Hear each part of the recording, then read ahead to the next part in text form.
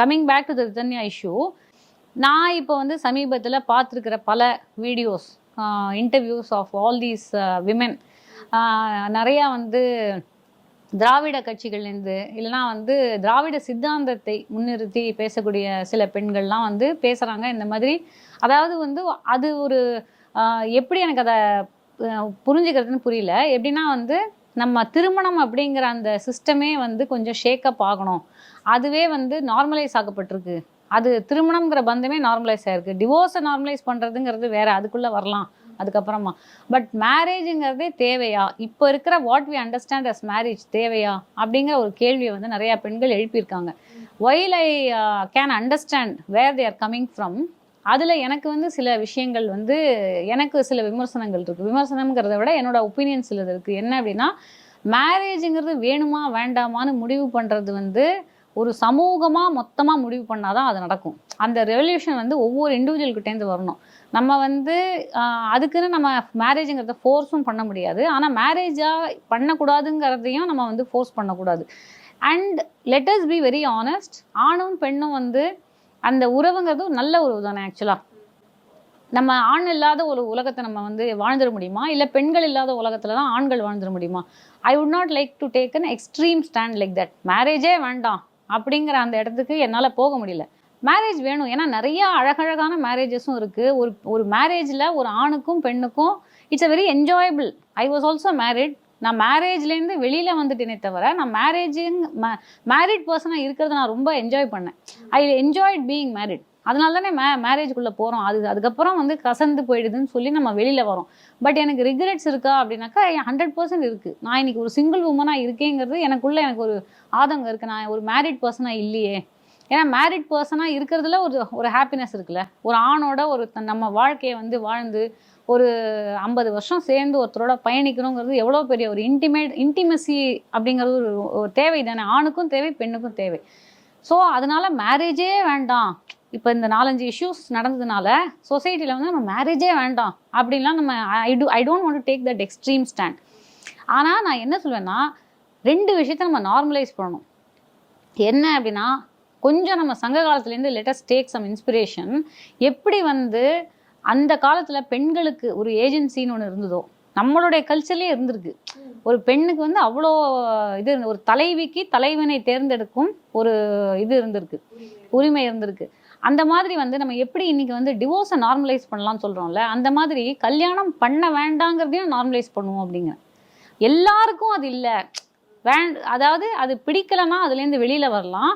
இல்லை அதை வந்து எவ்வளோ காலம் வேணால் அதை தள்ளி போடலாம். நல்ல ஒரு மனிதர் கிடைக்கிற வரைக்கும் நம்ம மனசுக்கும் நம்மளுடைய உடல் ரீதியாக மன ரீதியாக நமக்கு ஏற்றுக்கொள்ள, நம்ம குடும்பத்துக்கும் ஏற்றுக்கொள்ள அளவுக்கு நமக்கு கிடைக்கிற வரைக்கும் நம்ம அதை தள்ளி போடலாம். இந்த மாதிரி எல்லாத்தையும் நம்ம மைல் ஸ்டோன்ஸ் எல்லாம் ஃபிக்ஸ்டாக வச்சுக்க வேண்டாம் அப்படிங்கிறது தான் என்னோட தாட்டு.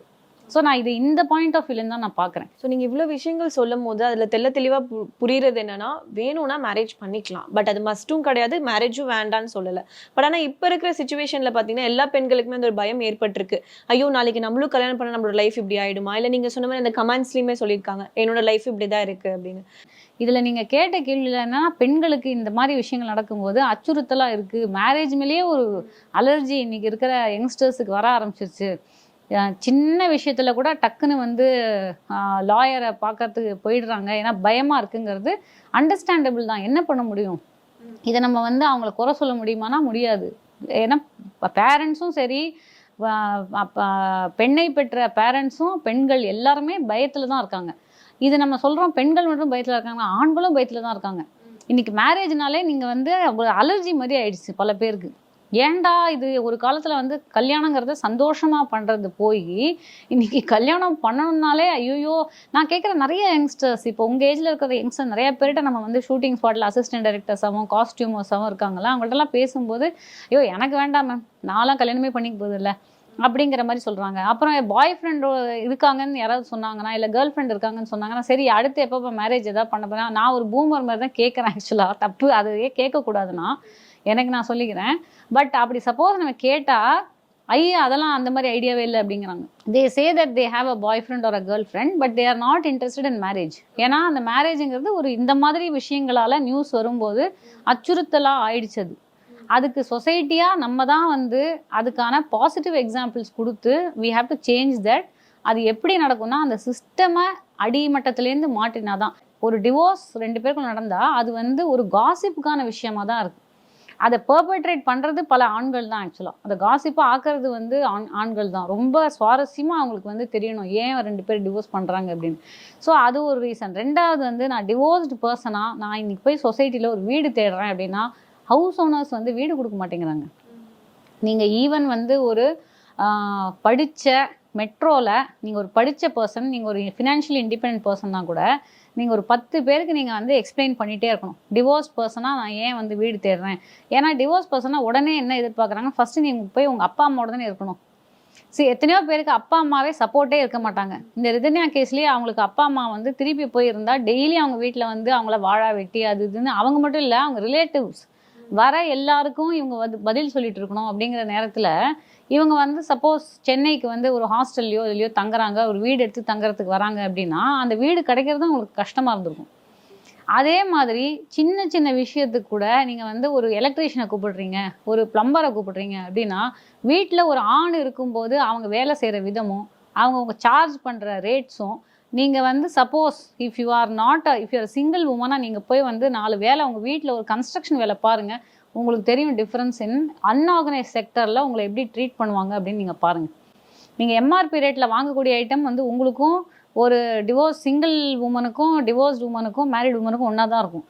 ஆனால் நீங்கள் வந்து அன்ஆர்கனைஸ் செக்டரில் நீங்கள் வந்து ஒரு சிங்கிள் உமனாக இருந்து ஒரு வீடை எடுத்து அந்த வீட்டுக்கு நீங்கள் வந்து ஒரு ஆணி அடிக்கிறதுக்கு ஒருத்தரை கூப்பிடுறீங்க, இல்லை வீட்டு வேலை செய்கிறதுக்கு ஒரு லேடியை கூப்பிடுறீங்க அப்படின்னா நீங்கள் உங்கள் வீட்டில் வந்து ஒரு ஆண் துணை இல்லைங்கும்போது அவங்க உங்கள் மேலே சார்ஜ் பண்ணுற அமௌண்ட்ஸ் எல்லாமே அதிகமாக இருக்கும்.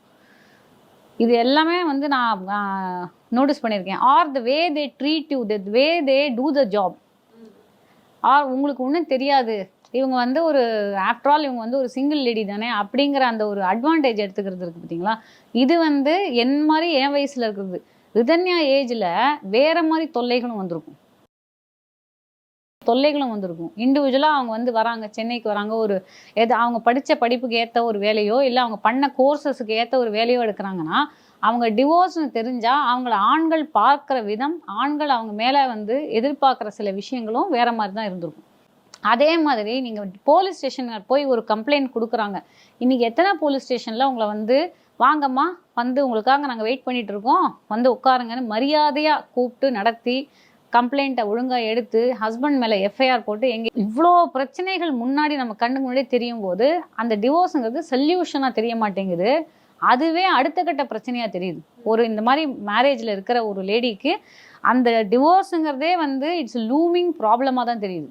ஒரு காலேஜஸ்லேயும் ஒரு ஸ்கூல்ஸ்லேயும் ஒரு ஆஃபீஸஸ்லேயும் கவுன்சிலிங் சென்டர் உருவாக்க முடியுமா? ஒரு சொசைட்டியாக நம்ம இதுக்காக என்ன பண்ணுறோம் to protect both men and women from the evils of marriage. மேரேஜுங்கிறது ஒரு அழகான ஒரு இன்ஸ்டிடியூஷன் தான், நான் இல்லைன்னு சொல்லவே இல்லை. ஆனால் அதுக்குள்ளே வந்து நடக்கக்கூடிய ஒருவர் டாமினேட் செய்கிறதோ ஒருவர் அப்புறம் செய்யும்போது ஒருத்தருக்கு அது ஒவ்வாத நிலையில் அந்த ஒருவர் அதுலேருந்து வந்து வெளியில் வரத்துக்கான என்ன சப்போர்ட் இந்த சமூகம் கொடுக்குது, வெதர் அவங்க அதை வெளியில் வர ப்ராசஸாக இருக்கட்டும், டிவோர்ஸ் லாஸ்லாம் எல்லாருக்கும் அழகாக தெரியுதா, இல்லை அவங்க வந்து என்ன மாதிரியான சைல்ட் சப்போர்ட் அலிமனி இவங்க வந்து எக்ஸ்பெக்ட் பண்ணலாம், இதுக்கான அவேர்னஸ் பெண்கள்கிட்ட இருக்கா, இல்லை அவங்க வெளியில் வந்தால் இந்த சமூகம் அவங்களுக்கான ஒரு ஈஸியான பாதையை வந்து வகுத்து கொடுதா, இது எதுவுமே சரியில்லாத போது எத்தனை பேர் அதை சொல்யூஷன் எடுப்பாங்க?